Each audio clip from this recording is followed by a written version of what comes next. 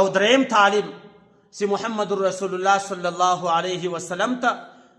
د وحی په ابتدا کې ورکړی هغه دا دی چې چیرې پر تاسو باندې سخت حالات راسي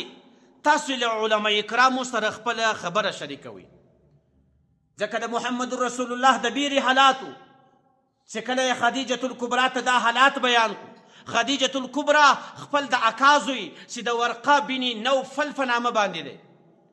ورلی هغه د وخت یو غټ عالم دی په دې وخت کې تر ده بل غټ عالم نه و هغه ته دا حالات بیان کړو تر هغه وروسته بیرته خدیجة الکبرا و کور ته راله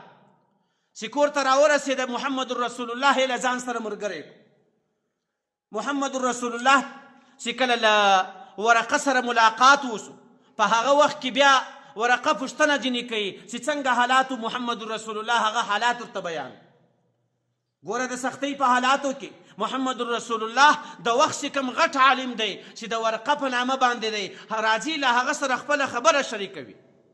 لیکن زموږ ستاسو په کورو کې چې که چیرې د مشکلې خبره راسي یو جنجال راسي یو جنگ پیښیږي موږ تاسو له اول وارې د کلي له ملک سره حال کوو او د کلي ملکان بیا موږ تاسو ته معلوم دي اوس پر کومه اندازه باندې دي په قوم کې چې تر ټولو غټ ګمراه وي هغه اوس د قوم مشر جوړ سوی وي نو اول وارې چې له هغه سره مشوره وسي هغه خو له قرآن سره تعلق نشته د هغه خو له حدیث سره تعلق نشته د هغه خو له مسلې سره تعلق نشته صرف هغه د پښتونوالي په خاطر ختموي نو اول وارې د هغه مشوره دا وي چې په دا قوم کې په دا عزیزانو قریبانو کې جنجال نور هم زیات کړي